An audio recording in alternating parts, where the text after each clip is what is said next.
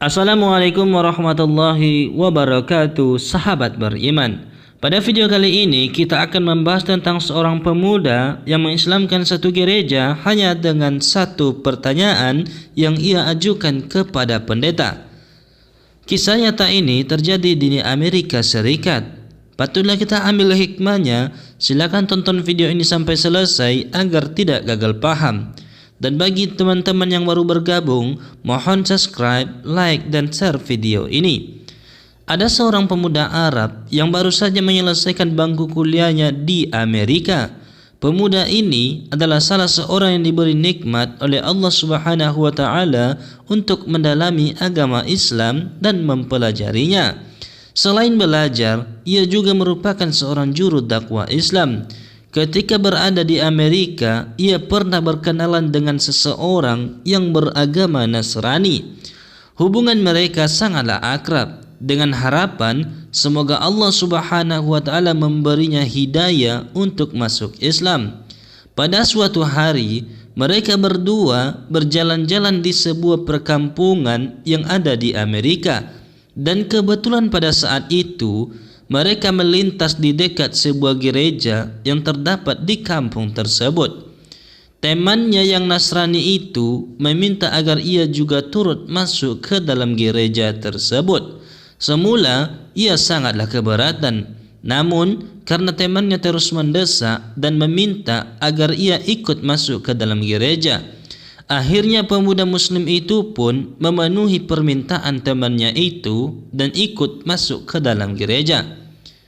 Pemuda tersebut duduk di salah satu bangku dengan hening. Sebagaimana kebiasaan mereka, ketika pendeta memasuki gereja, mereka serentak berdiri untuk memberi hormat dan kemudian kembali duduk.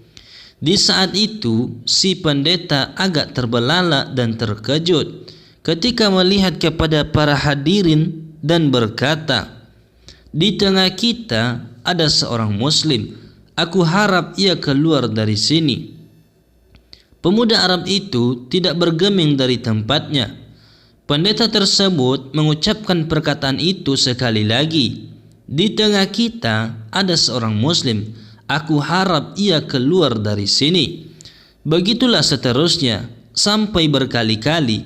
Namun pemuda tersebut tetap diam dan tidak bergeming dari tempatnya. Hingga akhirnya pendeta itu berkata, "Aku minta ia keluar dari sini dan aku menjamin keselamatannya." Setelah sang pendeta berbicara seperti itu, barulah pemuda tersebut bangkit dari duduknya dan beranjak keluar.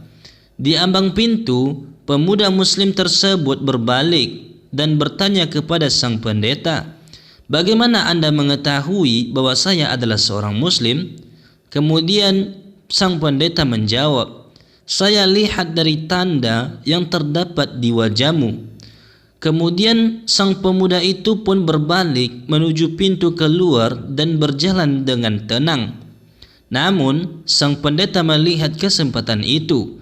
Ia ingin memanfaatkan keberadaan pemuda Muslim itu di gereja ini untuk mengokohkan markasnya tersebut, yaitu dengan mengajak berdebat dan memojokkannya dengan beberapa pertanyaan yang menjebak. Pemuda Muslim itu pun terdiam dan berpikir sejenak sambil menimbang-nimbang tantangan yang diajukan oleh sang pendeta. Setelah menimbang-nimbang, akhirnya ia pun menerima tantangan debat tersebut. Lalu pendeta itu berkata, "Aku akan mengajukan kepada Anda 22 pertanyaan dan Anda harus menjawabnya dengan tepat." Lalu pemuda itu mempersilahkan sang pendeta, "Silakan wahai Bapak Pendeta." Kemudian sang pendeta pun mulai bertanya kepada anak muda tersebut, "Sebutkanlah satu yang tiada duanya, dua yang tiada tiganya, tiga yang tiada empatnya, empat yang tiada limanya, lima yang tiada enamnya, enam yang tiada tujuhnya, tujuh yang tiada delapannya, 8 yang tiada 9-nya, 9 yang tiada 10-nya. Lalu apa sesuatu yang tidak lebih dari 10? 11 yang tiada 12-nya, 12 yang tiada 13-nya, 13 yang tiada 14-nya. Apa sesuatu yang dapat bernafas namun tidak mempunyai ruh? Kemudian apa yang dimasuk dengan kuburan berjalan membawa isinya? Lalu siapa yang berdusta namun masuk ke dalam surga? Apa sesuatu yang diciptakan oleh Allah namun dia tidak menyukainya? Lalu apa sesuatu yang diciptakan oleh Allah dengan tanpa ayah dan tanpa ibu? Terus siapa yang tercipta dari api? Siapakah yang diazab dengan api dan siapa yang terpelihara dari api? Lalu siapakah yang tercipta dari batu? Siapakah yang diazab dengan batu dan siapakah yang terpelihara dari batu? Lalu apa sesuatu yang diciptakan oleh Allah dan dianggap besar? Lalu pohon apa yang mempunyai 12 ranting? Setiap ranting mempunyai 30 daun, setiap daun mempunyai 5 buah.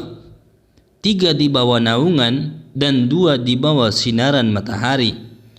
Mendengar pernyataan tersebut, pemuda muslim itu tersenyum dengan senyuman yang mengandung keyakinan kepada Allah Subhanahu wa ta'ala. Setelah membaca basmalah, ia menjawab, "Wahai Bapak Pendeta, satu yang tiada mungkin ada duanya adalah Allah Subhanahu wa ta'ala. Kemudian 2 yang tiada tiganya adalah malam dan siang. Allah Subhanahu wa ta'ala berfirman, dan kami jadikan malam dan siang sebagai 2 tanda kebesaran kami. Surah Al-Isra ayat ke-12. Kemudian 3 yang tiada 4-nya adalah kekhifalan yang dilakukan Nabi Musa ketika Khidir merusak kapal yang ditungganginya, membunuh seorang anak kecil, dan ketika menegakkan kembali dinding yang hampir roboh. Lalu 4 yang tiada 5-nya adalah kitab-kitab yang diturunkan oleh Allah Subhanahu wa ta'ala, yaitu Taurat, Injil, Zabur, dan kitab suci Al-Quran. Lalu 5 yang tiada 6-nya adalah salat 5 waktu. 6 yang tiada 7-nya adalah jumlah hari ketika Allah Subhanahu wa ta'ala menciptakan makhluk. 7 yang tiada 8-nya adalah langit yang 7 lapis. Allah berfirman, yang telah menciptakan 7 langit berlapis-lapis, kamu sekali-kali tidak dapat melihat ciptaan Rabb yang maha pemurah sesuatu yang tidak seimbang. Surah Al-Mulk ayat yang ketiga. Lalu 8 yang tiada 9-nya ialah malaikat pemikul ars. Allah berfirman, dan malaikat-malaikat berada di penjuru-penjuru langit, dan pada hari itu 8 orang malaikat menjunjung ars di atas kepalanya. Lalu 9 yang tiada 10-nya adalah mujizat yang diberikan kepada Nabi Musa, berupa tongkat, tangan yang bercahaya, angin topan, musim paceklik, katak, dara, kutu, dan belalang. Lalu sesuatu yang tidak lebih dari 10 ialah kebaikan. Allah berfirman, barang siapa yang berbuat kebaikan, maka untuknya 10 kali lipat. Surah An-An'am ayat 160. Lalu 11 yang tiada 12-nya ialah jumlah saudara-saudara Yusuf.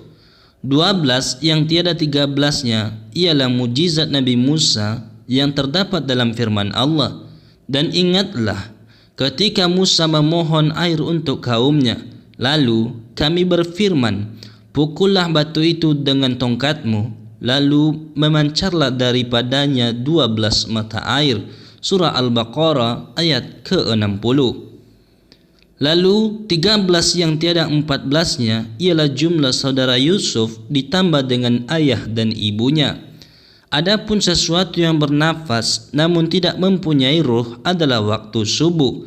Allah berfirman, dan waktu subuh apabila fajarnya mulai menyingsing. Surah At-Takwir ayat ke-18.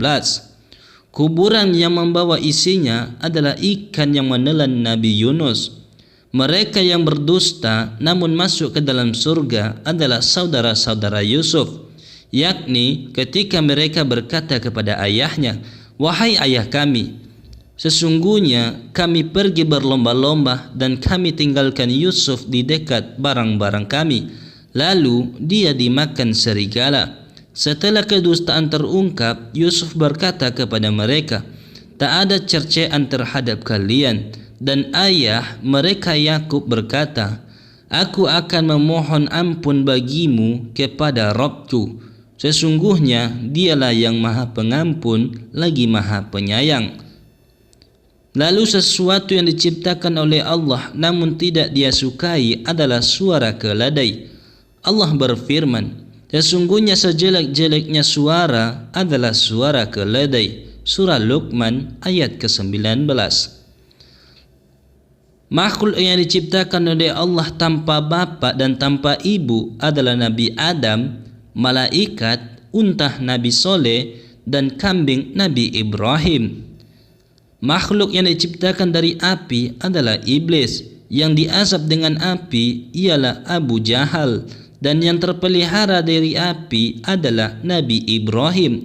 Allah berfirman, "Wahai api, dinginlah dan selamatkan Ibrahim." Surah Al-Anbiya ayat 69. Makhluk yang terbuat dari batu adalah unta Nabi Soleh. Yang diazab dengan batu adalah tentara bergajah Abraha, dan yang terpelihara dari batu adalah Ashabul Kahfi atau penghuni gua. Sesuatu yang diciptakan oleh Allah dan dianggap perkara besar adalah tipu daya wanita. Sebagaimana firman Allah Subhanahu wa taala, "Sesungguhnya tipu daya kaum wanita itu sangatlah besar." Yusuf surat 28. Adapun pohon yang memiliki 12 ranting dan setiap ranting mempunyai 30 daun, kemudian setiap daun mempunyai 5 buah, 3 di bawah teduhan dan 2 di bawah sinaran matahari, maknanya pohon adalah tahun, ranting adalah bulan, daun adalah hari, dan buahnya adalah solat yang 5 waktu. 3 dikerjakan di malam hari, 2 dikerjakan di siang hari. Mendengar jawaban sang pemuda tersebut, pendeta dan para hadirin merasa takjub. Kemudian pemuda tersebut meminta pamit dan beranjak hendak pergi. Namun setelah berjalan beberapa langkah, ia mengurungkan niatnya dan membalikkan badannya menatap sang pendeta. "Bolehkah aku mengajukan satu pertanyaan kepadamu?" tanya sang pemuda Muslim. Lalu pendeta menjawab, "Silakan." Ia menyetujuinya. Sang pemuda diam sejenak, kemudian berkata, "Apakah kunci surga itu?" Mendengar pertanyaan itu, lidah sang pendeta menjadi kaku. Hatinya diselimuti dengan keraguan dan rona wajahnya pun berubah. Ia berusaha menyembunyikan kekhawatirannya, namun hasilnya nihil. Orang-orang yang hadir di gereja itu terus bersorak-sorak mendesak agar ia menjawab pertanyaan tersebut, namun ia berusaha mengelak. "Anda telah melontarkan 22 pertanyaan kepada pemuda tersebut dan semua ia jawab dengan tepat, sementara ia hanya memberi satu pertanyaan, namun Anda tidak mau menjawabnya," teriakkan salah seorang hadirin.